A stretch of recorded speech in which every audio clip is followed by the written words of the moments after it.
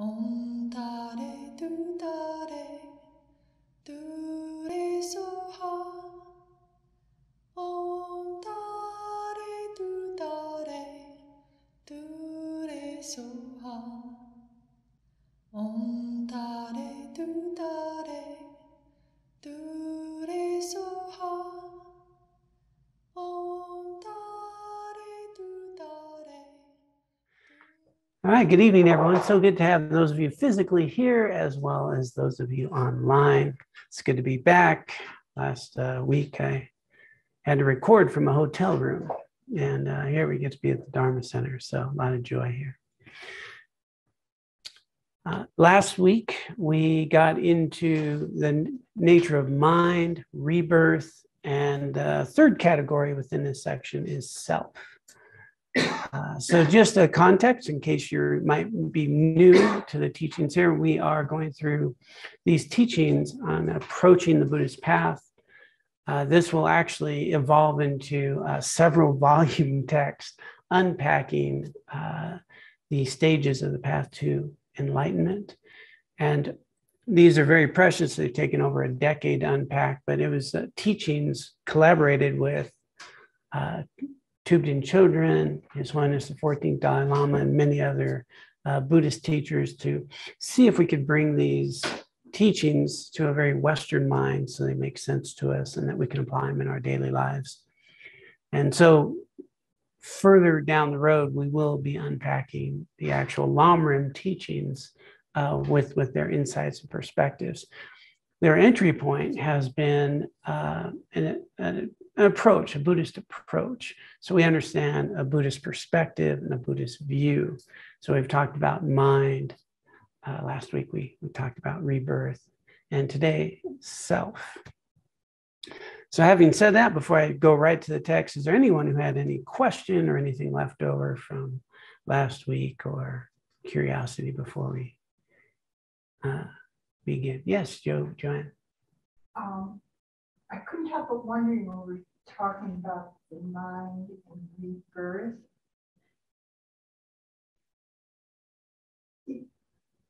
So your rebirth as a turtle.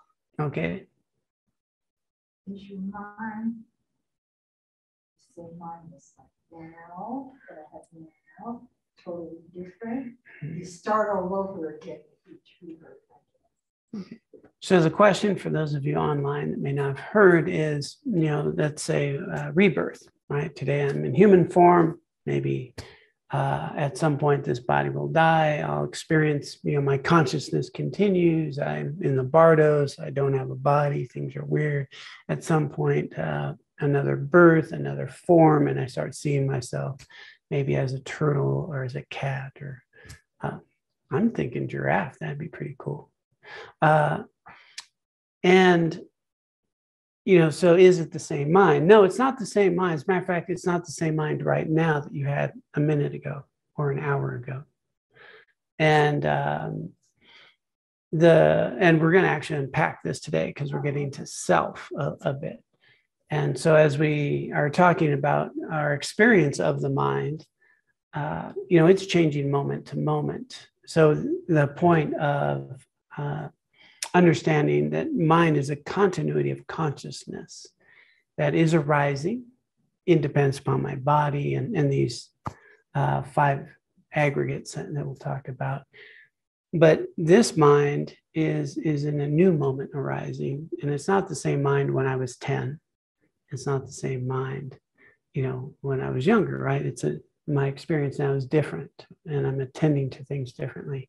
And so it's more of a stream of consciousness that's arising independence upon body and these aggregates in my experience, moment to moment. Now, right now, though, in general, my mind is that of a human mind. I see myself as human, and that's pretty consistent, except for there are times in my life I didn't feel very human. But right now I do. But this might become more clear with the teaching tonight. Okay. So let me pop up the text. So the Buddha taught that a person is composed of 5 psychophysical aggregates: form, feeling, discrimination, miscellaneous factors, and consciousness. So they're called the 5 aggregates, sometimes the 5 skandhas, 5 heaps. It could be called the 5 heaps. But these 5 characteristics are what constitute, sort of give rise to a sense of me, a sense of self. So the form aggregate is our body. So that's form. The other 4 aggregates constitute our mind. So we've got the body and the other 4 mind, body and mind.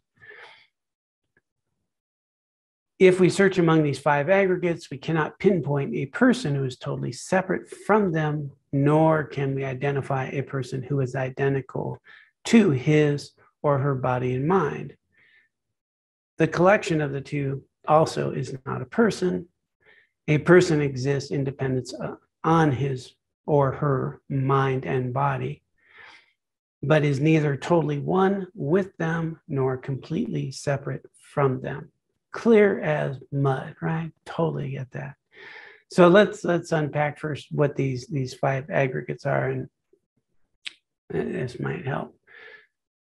So these are always translated. So form's pretty straightforward. Body, form. Okay, so I have form. Now feelings, the aggregate of feelings is not I am feeling, in emotional ways, but feeling as pleasant or unpleasant, happy or unhappy, a sensation that feels good or does not feel good. And so sometimes it's pleasant, neutral, unpleasant. So a sensation that feels one way there. So the feelings, a sensation, pleasant, unpleasant. So we get these experiences, right? I get an experience that feels good. Could be just the sight that I see outside. We were just looking at some beautiful mountains. Feels good, feels pleasant. So that's might be unpleasant. Somebody poking me with a needle, unpleasant sensation. But it's not, I know it's a needle, it's just the sensation.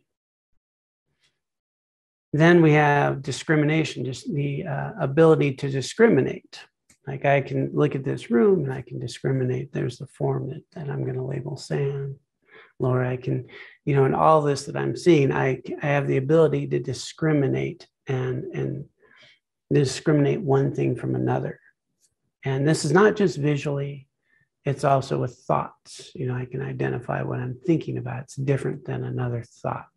So the ability to feel, to have sensations, the ability to discriminate between one thing or another.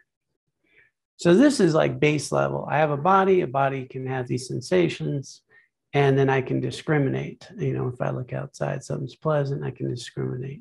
There's a form that's a mountain or a fence. And then there's this big category that they throw everything in. And miscellaneous factors is what's called here. It's also called things like affecting variables, or volitional and mental formations. Often it's these sort of 50, depends on could be 49 and 51 mental factors. But essentially, an easy way of looking at that aspect is our sort of stored consciousness, our karmic imprints, those types of things. So they're going to come into play. So those are my experience. How I have urges or impulses to do this or that, or I'm looking outside, pleasant, and it's a bird, and I really like birds, and some people don't like birds. So this aspect of myself, and a desire to pay more attention to a bird. Somebody else may not want to pay attention to a bird. Think, why would you look at a bird? So those are going to be in this category that's really going to be coming from my stored consciousness, and it's just all thrown in there. And then the 5th one is my, they just call it consciousness. So this is my ability to make choices, my ability to act or not act, how to respond to my experience. I'm having a sensation, it feels good.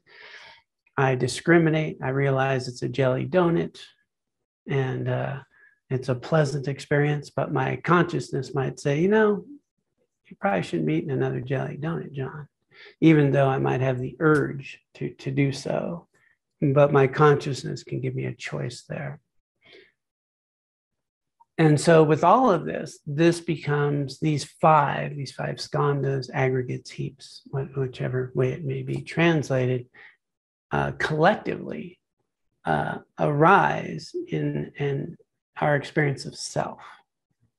Okay, so I have a body, it experiences things, it has a mind, and how I interact and interface with things and events becomes this experience. And that's John, mind and body.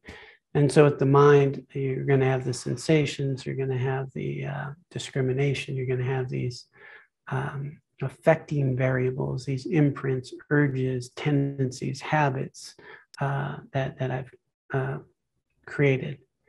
And then this consciousness that really identifies and makes choices that I can consciously attend to.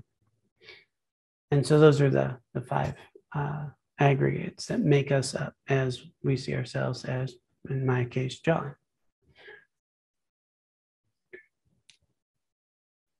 Now, why is this important? Okay, this is the voice of His Holiness Dalai Lama in this sense. He's making a point that when you break down all these things, you're not going to find John, in my case, John. I'm not going to find John in the sensations. I'm not going to find him in the discrimination. I'm not going to find him in the body. I'm not going to find him in the consciousness or the affecting variable. There's, John's not going to be in any one of those, nor will he be separate. Right? John can't exist separate from those things. And John is not any one of those things. And so that's one of the foundational meditations, analytical meditations on recognizing what we call the emptiness of self, a misperception of self and what gives rise to it. And so that's why it's relevant here. I also think it's really important to recognize that this, if I understand how this works, I can change my experience. I can create different habits and tendencies. I can associate a different way of perceiving my happiness or an unpleasant experience as an opportunity for growth or for something to be grateful for. And I can alter my experience. That whole elaborative process of having a sensation.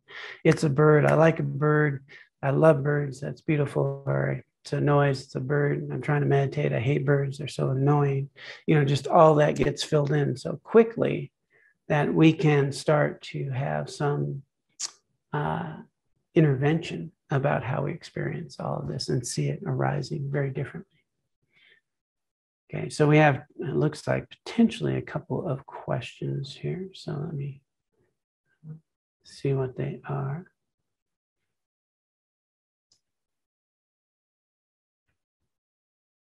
Oh no, that was just the name of the book. Okay, that was Side Chatter. Okay, so these five skandhas, five aggregates, he's making a point that we're neither any one of them, we're not separate from them, and the sense of self arises independence upon them. I'll pull that text back up.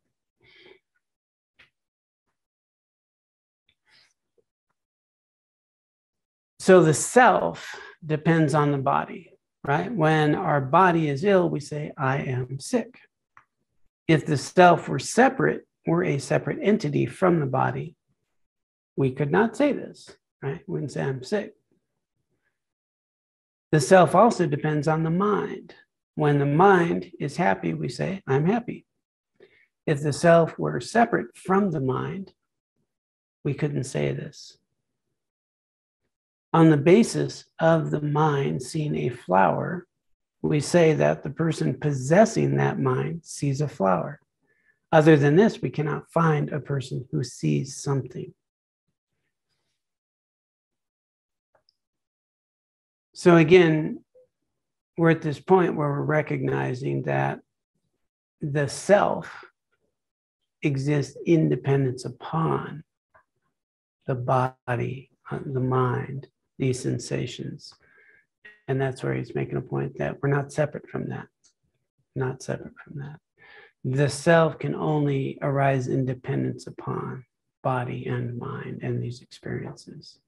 And then there's John.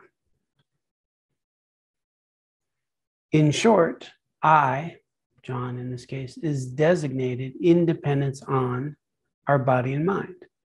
Yet, when we search for a findable thing that is me, we can't find it within the body, the mind, the collection of the two, or separate from them. This indicates that the person exists dependently. We lack an inherent, findable, unchangeable essence.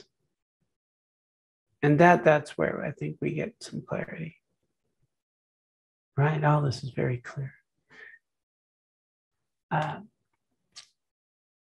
Our tendency is to think, that I am this way, right? Like as was pointed out, the mind that I have today, some people think it's the mind I have tomorrow, but it's not. It's arising independence upon.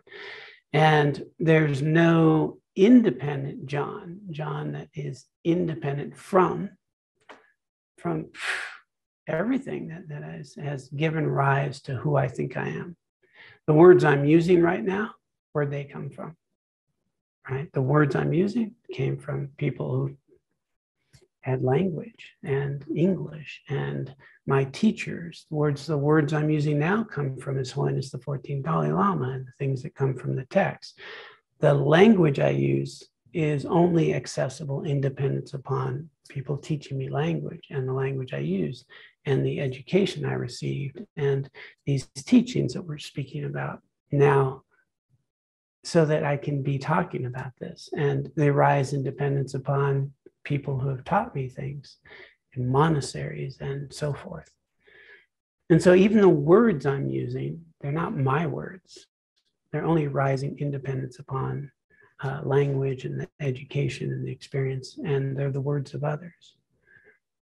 The body I have is not my body, right? It's dependent upon my parents, sperm and egg, their parents, their grandparents.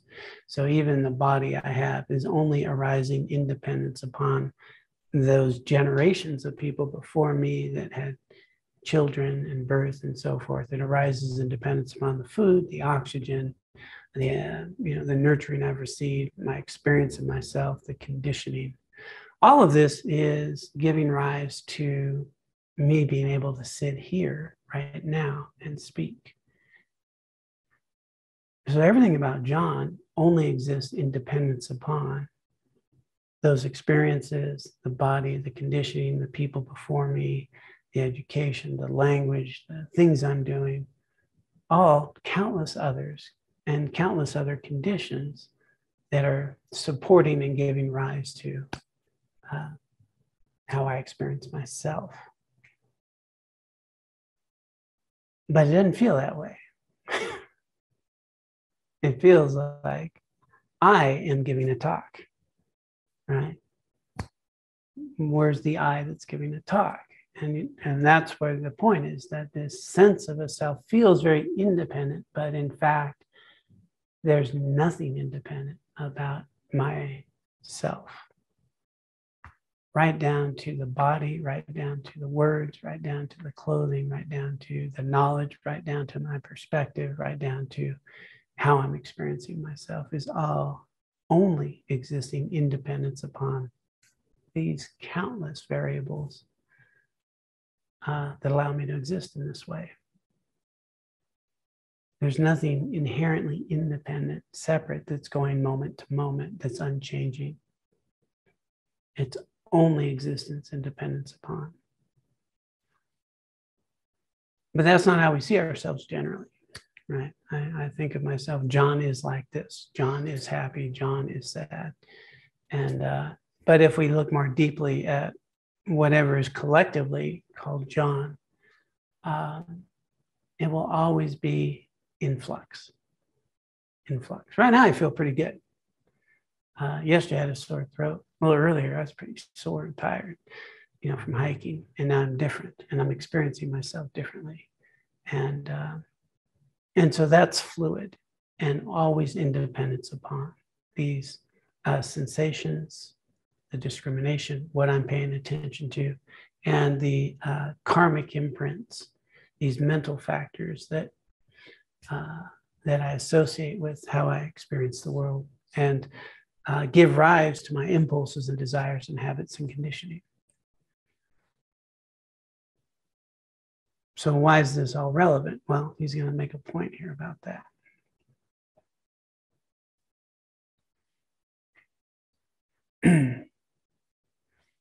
We lack an inherent, findable, unchanging essence. Okay, so that's what's empty. There's nothing that's independent and separate, right? Everything about me, everything about you, everything about our experience is only existing independence upon. And it's very interdependent. Since we lack an independent self, we can change, grow, and progress from confusion to awakening. So that's the beautiful thing. There's nothing about us that's stuck, that's fixed, that's not changeable. It's malleable. The experience is malleable. The mind changes. My experience of self can change. Everything about me is changing all the time, and I can have agency in that process. I can change from confusion, misperception, to understanding and wisdom and awakening. And so that's beautiful, right? Fluid. It always reminds me of Priyadarshini's statement.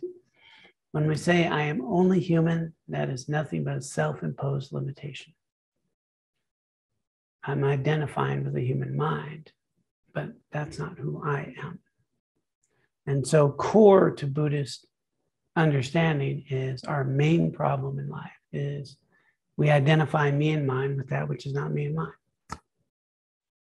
That's the problem. And the other side is, we can discover who we are. So the person or self creates the causes for happiness and suffering. The person also experiences the pleasurable and painful results of these actions.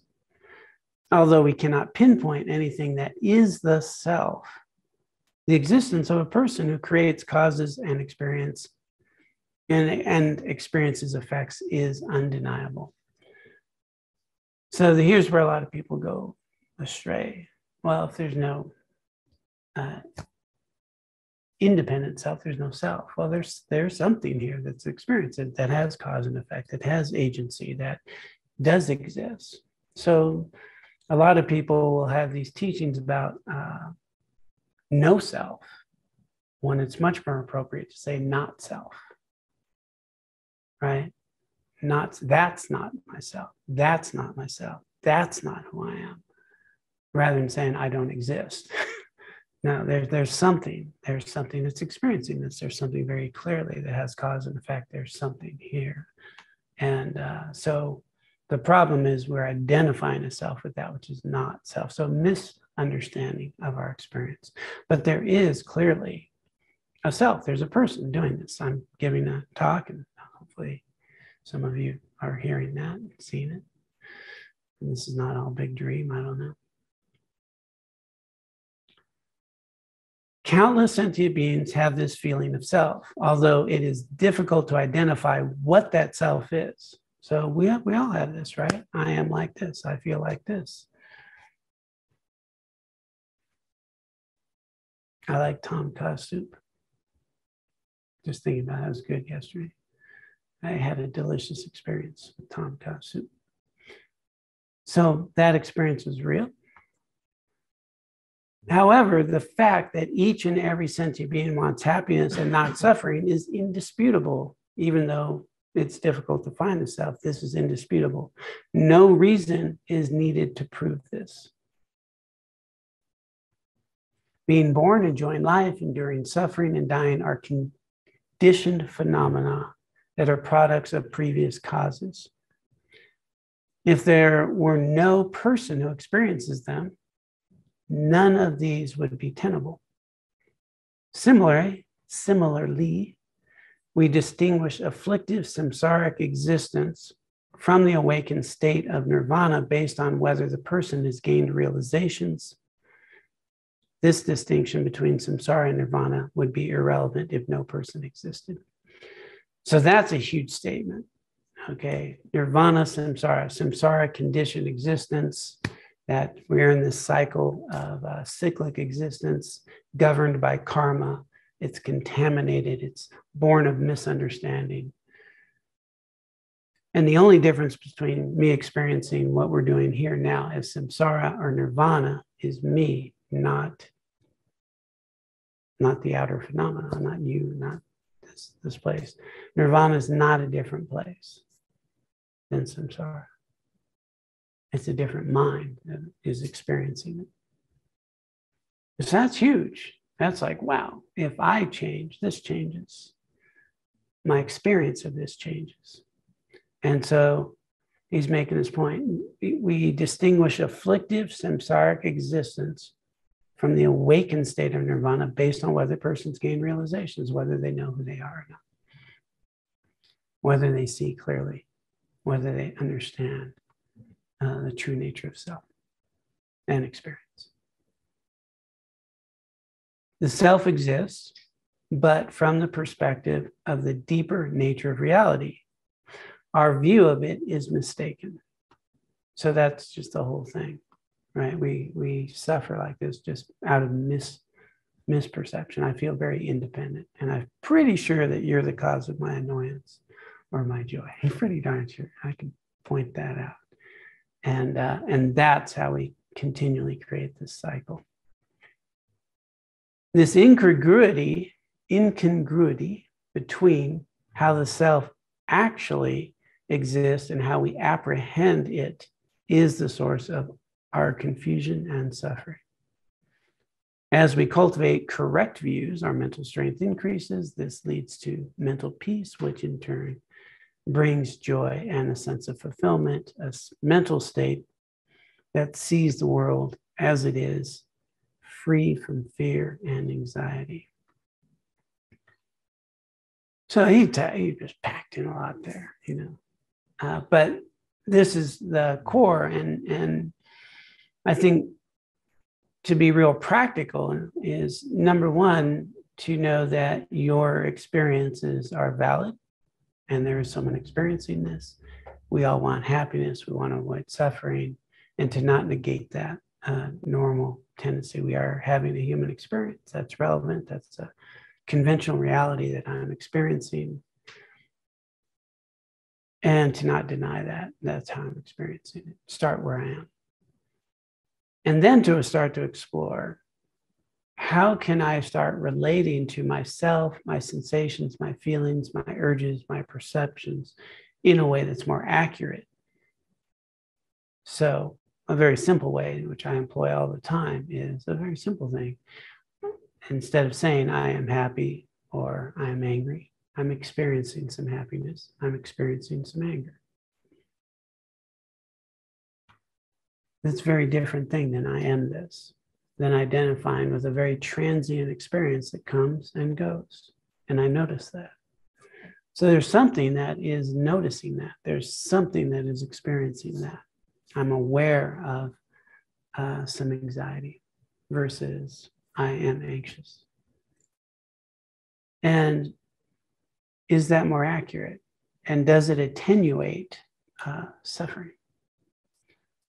The basic principle here is the more I live in reality, the less mental and emotional suffering I'll have. That my mental and emotional suffering arises from misperception, an identification with self in a way I don't exist, and then identifying with an event out there that is the cause of my happiness or suffering, as though that's how it exists, how it is, how that person is, how things are, and seeing them as independent instead of subjectively experiencing them in combination with my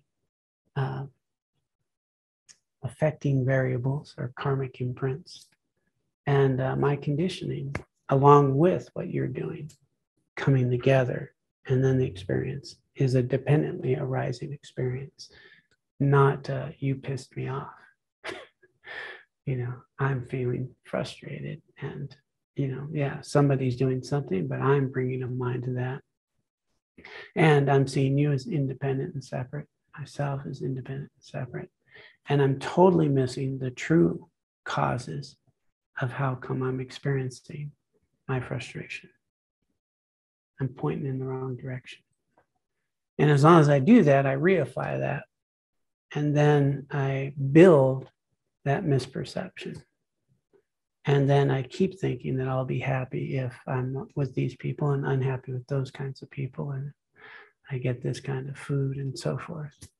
That the causes of my happiness are these circumstances, rather than understanding that I'm planting the karmic imprints and seeds that give rise to that experience is pleasurable or unpleasurable, which is here, not there. Annoying is here, not there. Anxiety is here, not there. Anger is here, not there. And so by putting that all out there in a misunderstood way, I'm creating the causes and conditions for further anger, anxiety, fear, worry, frustration, instead of noting that I'm having this experience, and this experience is temporary, and even this body is temporary. And if one were to go full, understanding and some conviction of life beyond this form, what would you worry about? Everything here is just an opportunity to grow. It will come and it will go. And it will come and go. I will grow, hopefully. And this is just one day of 1 week, of 1 year, of one life, of many lives, right? We're not going to be so attached to thinking I need to make this happen today or tomorrow in this life.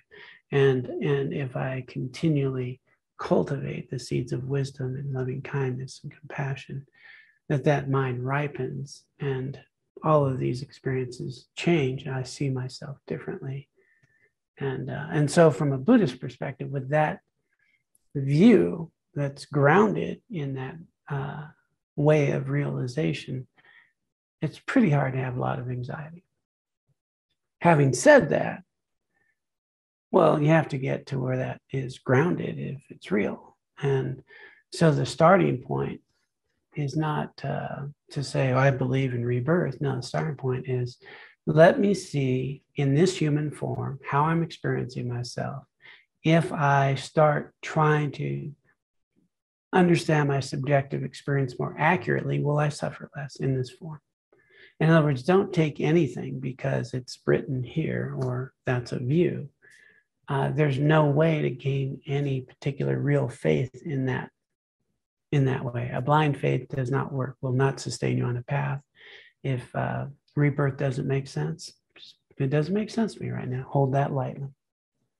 Hold it lightly. Don't adopt a view or a point or a perspective on just that kind of blind faith. Investigation is the Buddhist path. And then whatever realizations we have, well, then we can lean into them because I've tested them, I've tried them, I've analyzed them, I've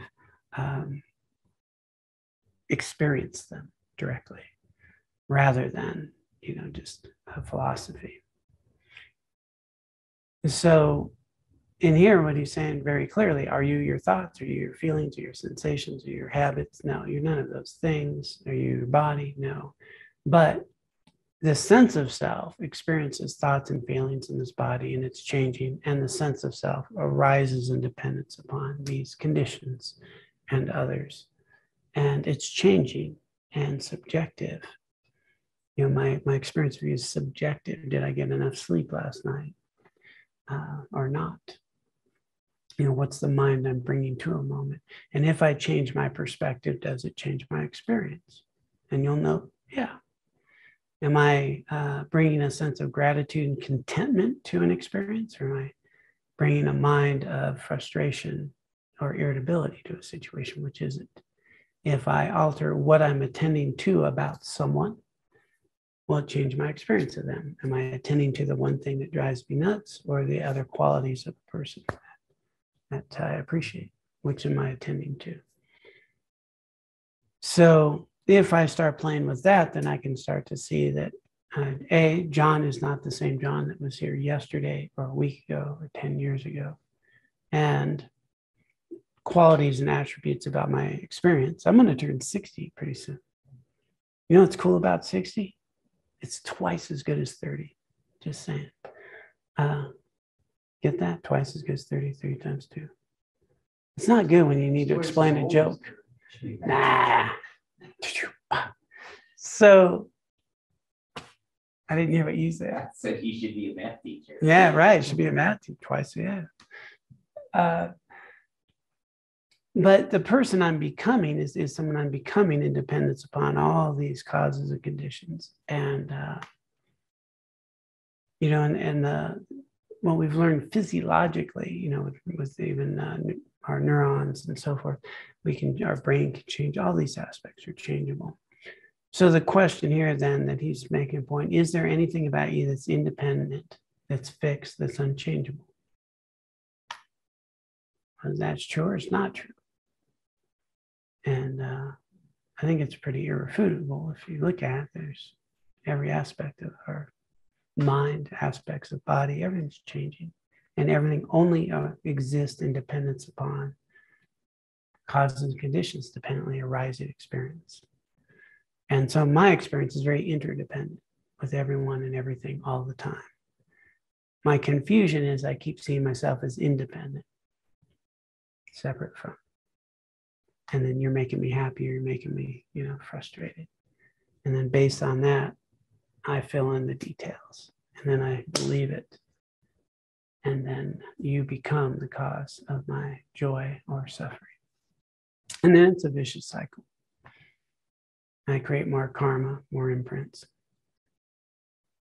All right, let me see. Let me get to got 5 minutes, we can do this. Okay. We did get to the end there. But I think there was a sentence I must have missed because when I read this earlier,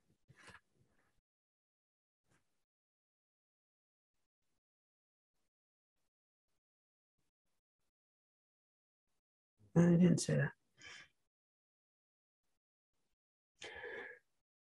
What's inherent here is well, that's not the proper word, inferred maybe, is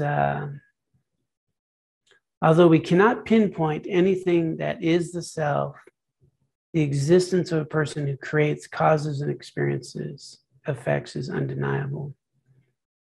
In other words, we are creating causes and effects. But in here, it's understanding that we can create the causes for our own well-being, the causes for our own understanding, the causes for experiencing pleasurable and painful events, which is from within. Doesn't mean if somebody hits you with a baseball bat, it won't hurt. So in conclusion, in this section, we'll just go over the main points he was saying. The body is material in nature. The mind is immaterial. While the brain and the mind influence each other, they are not the same. So that we did that first. Our body and its substantial cause, the sperm and egg of our parents, are both material. Our mind and its substantial cause, the previous moment of mind, are immaterial. They are mere clarity and cognizance. So that's awareness at that clarity and cognizance, that knowing. At the time of conception, they meet, forming a new life. They come together. At the time of death, the continuity of the body is a corpse that decomposes to become material elements. The continuity of mind in the form of the very subtle mind continues to the next life. Explain that. That means that when your body dies, your consciousness does not. Okay, so your mind will continue to experience things. Okay, so there'll still be an experience. The body's dead, and then there's still a consciousness that is experiencing something. So, you know, a lot of people read kind of the near-death experiences. People will talk about, you know, being above the body or going towards light or, you in Tibetan Buddhism, they talk about these sort of Bardo realms where you don't have a body and things are kind of spirit realmy or pleasurable or joyful or scary or weird. But so the mind will, based on now it's not based on a body, now it's just on these aggregates of mind, will continue to experience things. There'll still be a knowing and experience. And at some point, they would say from a Buddhist perspective, a mind will be drawn to a new birth, sperm and egg, and then conjoin with a body again, and then start experiencing itself from the construct of that particular type of body. Yeah. But my original question about the mind, does it continue? Yeah, that's what I'm saying. The mind, the consciousness continues, but it's not the same mind. Let me answer it a different way. The stream of consciousness will be a same stream of consciousness, right? Is that what they mean by continuity? Yeah, the continuity of consciousness. So if you think about a river, right? A river, I could point out we have the Crystal River right here, right? That's the Crystal River. It's not the Roaring Fork River, right? They're different. But if the water at any particular point in that river is not the same water, right? It flows. But it is water. Right. Likewise, the continuity of consciousness is like your particular stream of consciousness would be that stream, but it's never going to be the same. It's going to continue moment to moment to moment. And still mine. Well, there's no you that it's mine, but it is a unique stream of consciousness. And right now it sees itself as Joanne, but later might see itself as someone else. Yeah. Right. But it wouldn't be the same conventional mind. What we call the sort of, He says subtle mind. yeah. So this a subtle consciousness that is the storehouse of karmic imprints and habits and tendencies. Yeah, that will continue. Were you going to say something? I was just going to say, I don't know if it's helpful or not.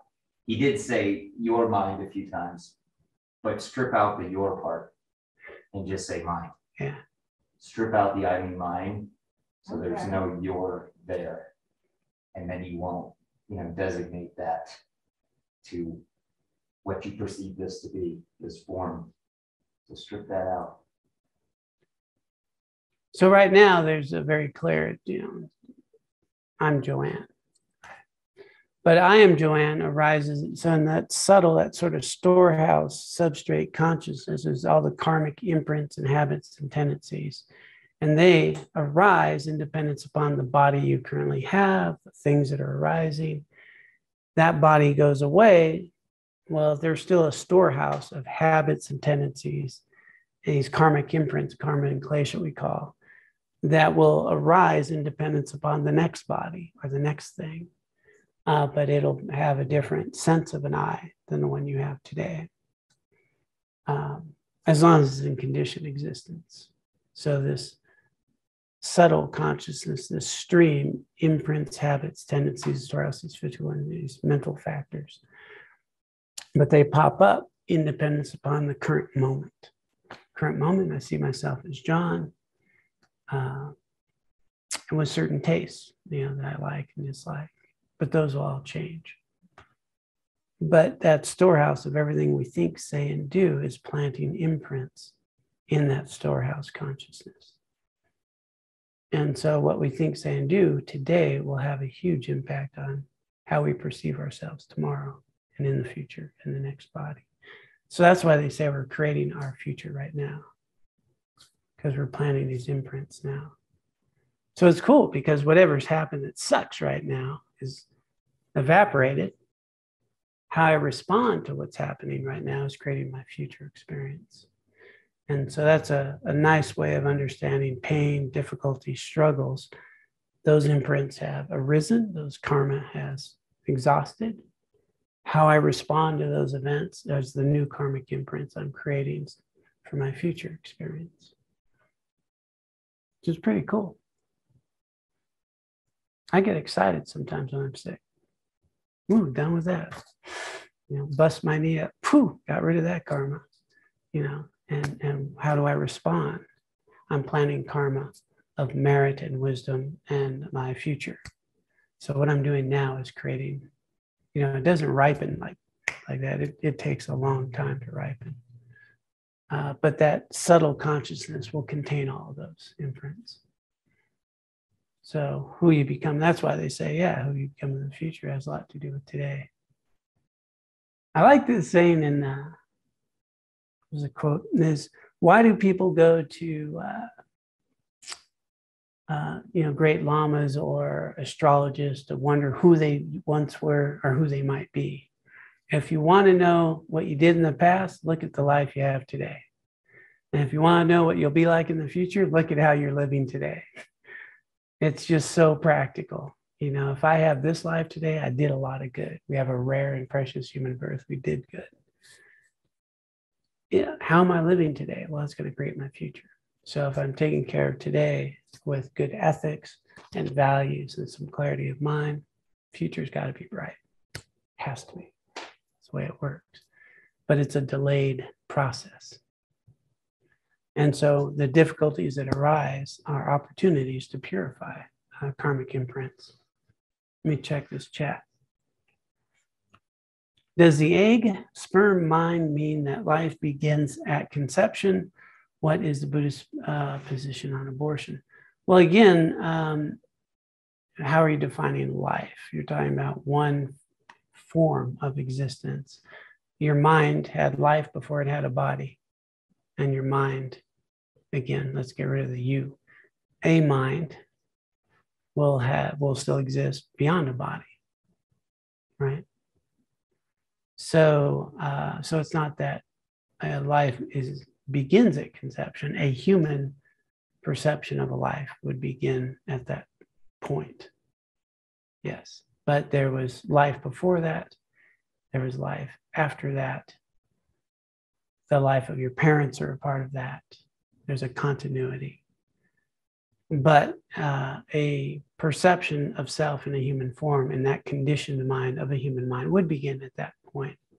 It's actually more subtle than that, and it's within the 12 links of dependent origination teaching. But yeah, at a point, it becomes a human life.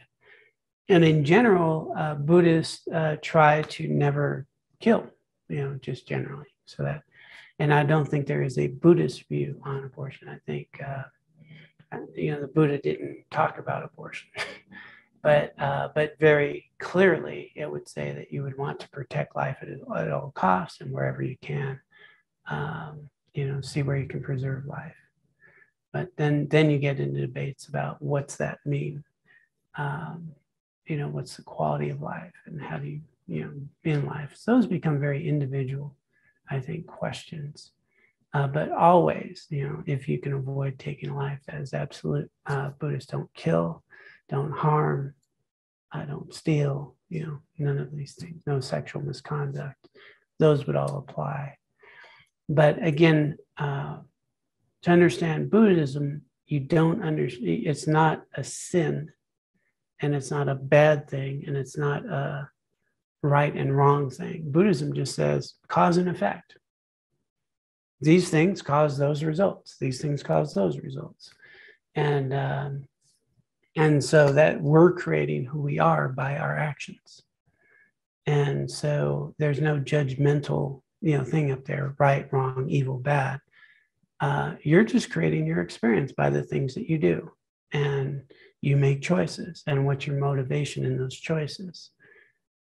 And that's going to be the most determinant factor of any activity anyone ever engages in is your motivation. Is your motivation coming from pure compassion, caring, or not, or selfishness, self-centeredness, which is it? That's going to have a huge impact on the action itself. So there's, no absolutes in those types of things, but absolutely what you can count on is from virtue arises happiness and pleasure. From non-virtue arises suffering.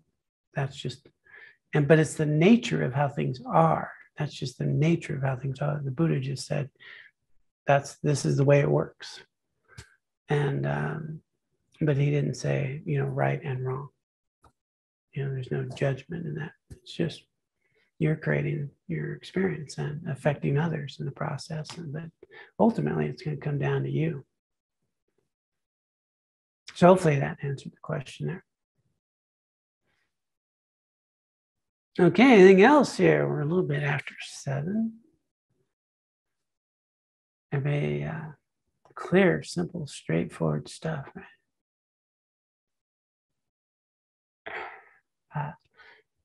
Hopefully it helps just to, for me, what really helps me is to know that I'm supported. When I think about arising and dependence upon, I actually think of that as support. I am constantly supported. The life I have today only arises through the efforts of countless others and conditions that have ripened that give me life. And I just think that's incredible. I am always supported. And everything that's happening is an opportunity to understand myself, to improve myself, to cultivate merit and meaning and purpose. And that's, for me, just inspiring. But I arise in dependence upon the efforts of others. And difficulties in my life are opportunities to get rid of some challenges and cultivate a greater future, a greater understanding. Everything's that opportunity. But how I exist is always as a result of the efforts of countless others. So there's even people in the recovery world, like people will celebrate, I have 30 days, without drinking, or I have, and they say, we have 2 years without drinking. I like that. We have, because they did it because of others. But everything, like the words I'm using, they're not my words. It's not my knowledge. There's no my here. Everything I have in my life is because of countless others and the conditions that have given rise to it, period. And when you realize that, it's pretty hard to get selfish and angry or prideful, right? It's understanding that you've been given something and you have a responsibility and an opportunity, and what you think, say, and do makes a difference in the world, both for yourself and others, that we're interrelated. And also, the moment you have more loving kindness in your heart, there's more loving kindness in the world. I think that's powerful. There's now more loving kindness in the world right now, as soon as I bring that. And so what we do makes a difference. And we only exist because of each other in this way. And people say Buddhists are pessimistic. I don't know. Where's that from? All right. Okay, well, is there another chat thing here? Okay, that did answer a question. Good. Okay. I'm going to bring up our dedication here, if I can find it. Anyone, let's see, last minute thoughts. Okay, so at the end, we always dedicate our merit for the benefit of all beings. They collectively have come together on this Wednesday night, which, by the way, is my 8th anniversary with Laura. We got married on August 31st, 2014, 8 years. Yeah, I'm only married in dependence upon. A lot of people tell me what not to do. So let us dedicate merit and the wisdom that we have cultivated here. I like to take a moment. This is, a specific prayer, but just really reflect upon with great gratitude the kindness, the benefits of so many people that have helped us be here today with these teachings, these words, with all those who have come and gone before us that have put in the time and energy to transmit these teachings, to realize them in their own lives, that we may have access to them.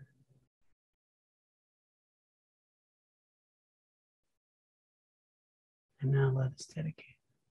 By this merit, may I soon attain the enlightened state of Guru Buddha, that I may be able to liberate all sentient beings from their sufferings. May the precious Bodhi mind, not yet born, arise and grow. May that born have no decline, but increase forevermore.